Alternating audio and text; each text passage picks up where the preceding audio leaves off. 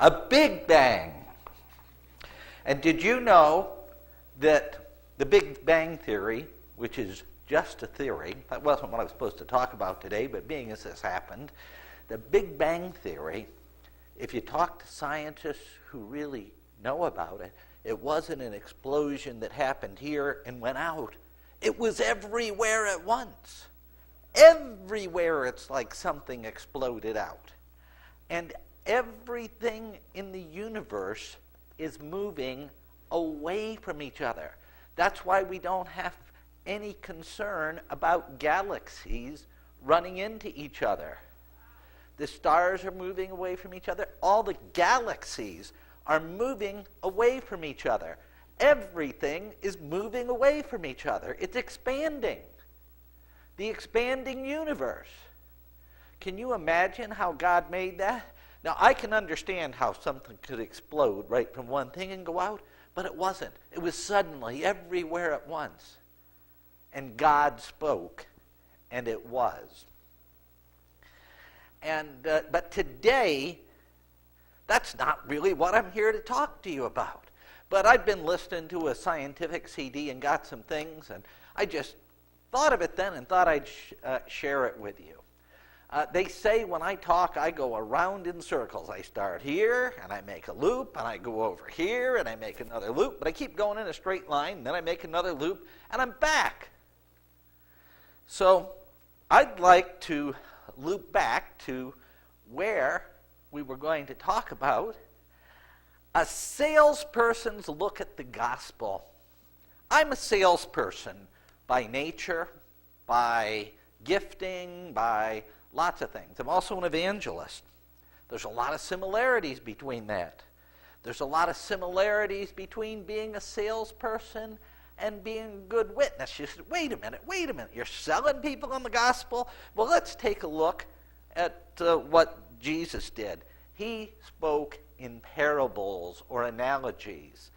And a couple of those are found in Matthew chapter 13. He talks about a seed. In Matthew 13:4, or rather 13:3, and he spake many things unto them in parables, saying, Behold, a sower went forth to sow. To sow what? To sow seed. And when he sowed, some seeds fell by the wayside, and he tells different stories about the seeds. And what happens to the seeds? And as you continue through Matthew 13, he keeps giving more and more parables. He says, When anyone heareth the word of the kingdom and understandeth it not, then cometh the wicked one and catcheth away that which was sown in his heart. A seed was sown in the heart. But he that received the seed in stony places, the same that hear the word and received it with joy, but it wasn't rooted, and different things happen when persecution arises, away he goes. He also that receives seed among the thorns is he that heareth the word, and the cares of this world, or the deceitfulness of riches, the seed becomes unfruitful. But he that received the seed into the good ground is he that heareth the word and understandeth it, which also beareth fruit, and bringeth forth some 100-fold, some 60, and some 30. Jesus spoke in parables. He compared things to each other to make it easier to understand, but sometimes he didn't tell what the parable meant for a while. He told his apostles, but he didn't necessarily tell everybody. But we still know these parables today, and they are examples. And he goes on to say, Another parable put he forth unto them, saying, The kingdom of heaven is likened unto a man which sowed good seed in his field. But then, when it started to spring up, they found there were tares or weeds in the seeds. And some of his people said unto him, An enemy has done this. And they said, shall we go and gather them up? And he says, no, because when you're gathering it up, you might hurt the good seed. And he said, let both grow together until the harvest. And in the time of harvest, I will say to the reapers, gather together first the tares or the weeds, and bind them in bundles to burn them. Is that a parable about hell? Has he taken the bad out of the earth first? Could we be wrong on all our interpretations of the rapture? I'm not saying we are, but I'm going to be ready for Jesus no matter when he comes, whether he's pre-trib, mid-trib, post-trib, potentially past-trib. I'm a pan-millennialist. I believe that when the millennium gets here, everything's going to pan out all right. Now, I believe we all need to be firmly convinced in our own minds about these things. But they're not things to argue about and disfellowship each other over. But anyway, it says, gather together the tares, the weeds, bind them in bundles to burn them, but gather the wheat into my barn. And another parable he put forth unto them, saying, the kingdom of heaven is like a grain of mustard seed. It's the tiniest of seeds. It's the tiniest of seeds, which a man took and sowed in his field, which is indeed the least of all seeds. It is insignificant when you look at it. But when it is grown, it is the greatest among herbs, and becometh a tree, so that the birds of the air come and lodge in its branches. Little tiny seed grows into a tree big enough for birds to be in. Can you imagine that? And another parable he spoke unto them, the kingdom of heaven is like leaven or yeast, which a woman took and put in 3 measures of meal, till the whole amount, the whole loaf, the whole thing, the whole 3 measures of meal was leavened, because a little leaven leavens the whole amount. It just keeps spreading and going and going. And Jesus spoke these things to the multitude in parables.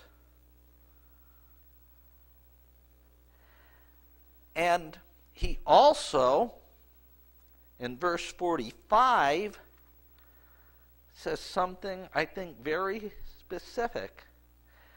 And he says, again, the kingdom of heaven is like a merchantman seeking goodly pearls. He's looking for pearls. Who, when he had found one pearl of great price, a magnificent pearl, he found an extraordinary pearl, he went and sold all that he had. He sold everything he had, and he bought that pearl. He bought that pearl. Sold everything he had. That's what the kingdom of heaven is like.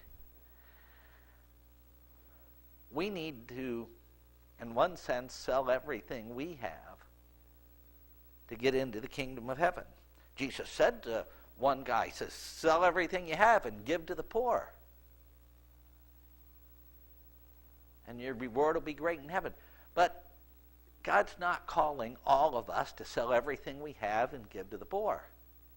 You won't have anything left, and then you will be poor, and who's going to take care of you? Now, I'm not saying he hasn't called some people to do that. Once Pat Robertson thought God was telling him to sell everything he had and give to the poor. And he used to sometimes write some letters to his wife. I think, he was starting the TV station. I don't know. She was someplace else. And he says, God's really been impressing upon me such and such a book, such and such a chapter, such and such a verse. I would want to ask you for advice before I do this. And she, Dee Dee, said to him, wrote back and said, whatever you think, dear. So Pat went and sold all that they had other than some dishes. When Dee Dee got back, she said, where is everything? And he says, well, I wrote you about it. I told you that. And you know what Dee Dee said to him? I never read all those verses you send me.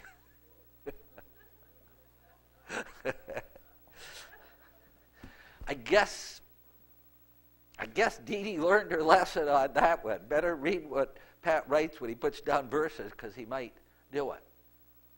I had an opportunity to train a horse for Pat, and one day he said something to me. A lot of people would think, well, this sounds,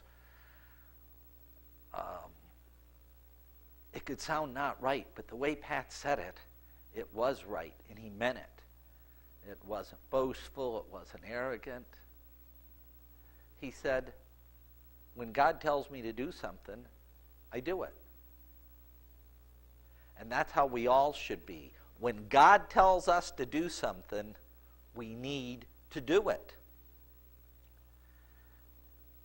Now, I'd like to tell you about the kingdom of God using the analogy of the sails, not of seeds or pearls or yeast. I want to use sails. I'm a salesperson. I'm the president of a company, Kingdom Incorporated, and we sell sound systems and wireless microphones and ear-worn microphones and pre-filled communion cups and regular communion cups and communionware and websites and web services so that we can stream your audio or video and just many, many different things.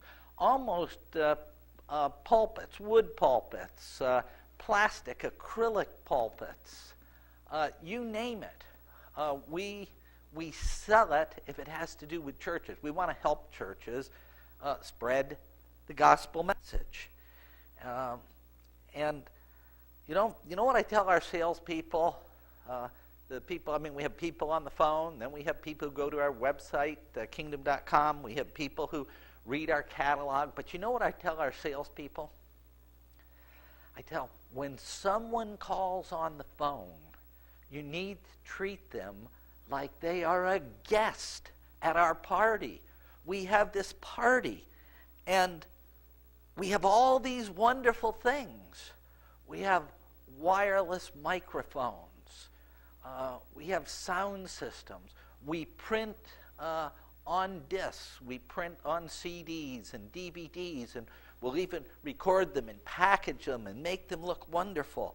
And we have all these items of incredible value, and we will gladly trade them for mere slips of paper. I'm a salesman. But, and if you don't believe I'm a salesman yet, let me tell you one other little quick story. I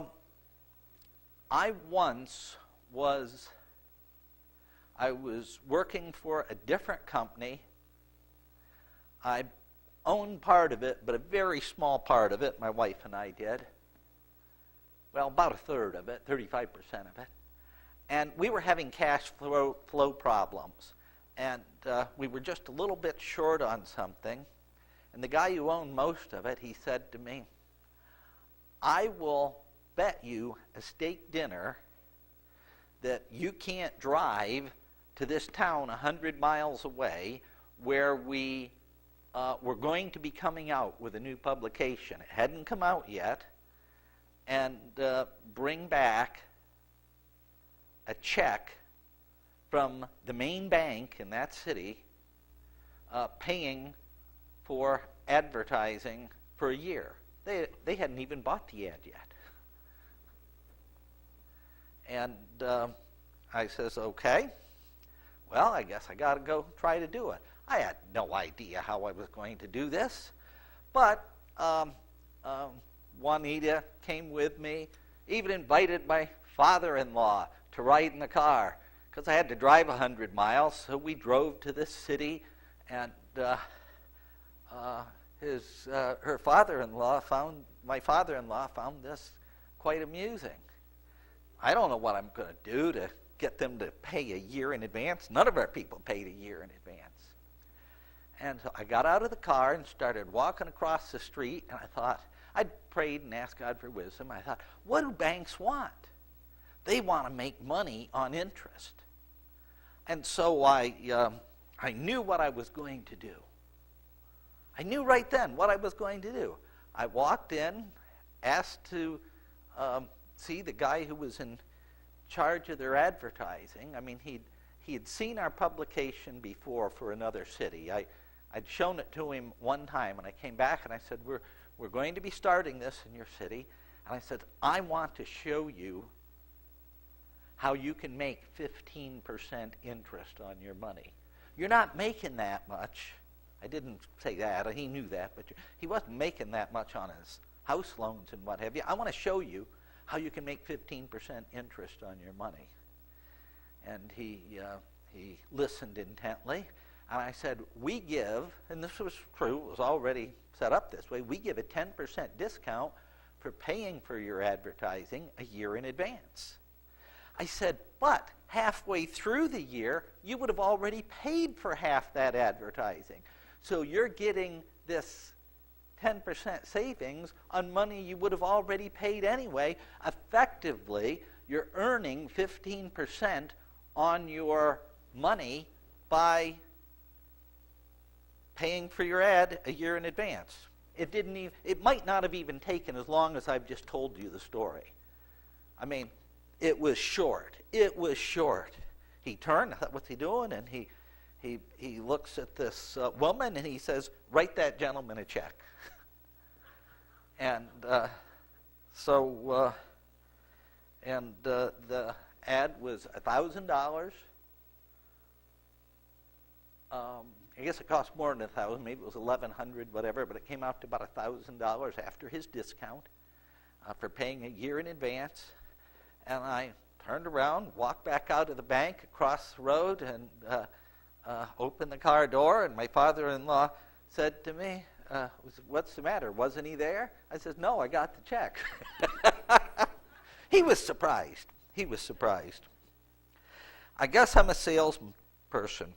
I was good at selling myself before I met the woman who became my wife. I dated hundreds of girls. At least that's what Juanita says. I think I did. She's met all these people that I dated, and fortunately she's not the jealous type of person because I'm not interested in them. I married her.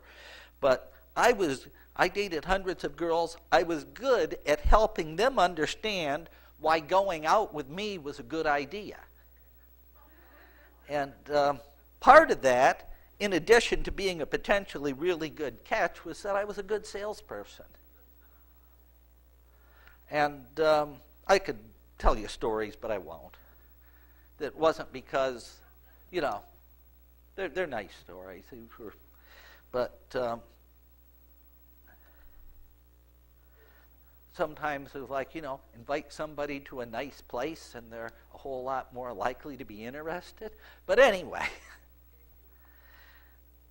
using the analogy of sales, let me talk about the kingdom. Sales always involves an exchange of value. Think of it as a scale, a balance, a teeter-totter type of scale, or the scales of justice. You put the weight on and it comes up and it balances. Well, if it just balances, you haven't quite made the sale, have you? You have to put a little bit more on and it comes down. And guess what? They think that these incredible things I have of value are worth more than their little pieces of paper. They think what I have is worth more than their money. And so sales is an exchange of value. Sometimes you barter for goods, but generally it's goods for money. Now, we all want these things. We want security. We want joy. We want hope. We want love. Both physical, emotional. We want love. and we want material things or money. What do you mean? You're a Christian? You want material things? You want money? Don't you? I think you want your bed. I think you want your apartment or your house. I think Dee Dee Robertson wanted most of her stuff that Pat sold. God did bless him, though. God did bless him. And he blessed Dee Dee. But you do want things. Now, if those things become more important to you than God, you got a real problem, a really, really, really big problem, because God is a really, really big God. But all those things, the security, the joy, the hope, the love, the material things or money, they are on the value side of the scale. Now let's look at the cost. The gospel costs everything and nothing.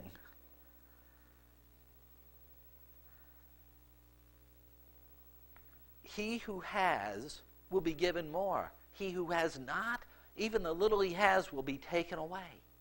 That's what the Bible says. The gospel costs everything, just like in a marriage. Did you know that when I met my wife, the woman who was going to be my wife, I fell in love. Oh, did I want to be with her. Oh, did I want to spend time with her. I wanted to buy her gifts. I wanted to just be with her. Just being with her had so much value in itself. And later on, as our courtship progressed, we started talking about someday. And someday meant someday when we'd be married. Someday when I wouldn't have to go home.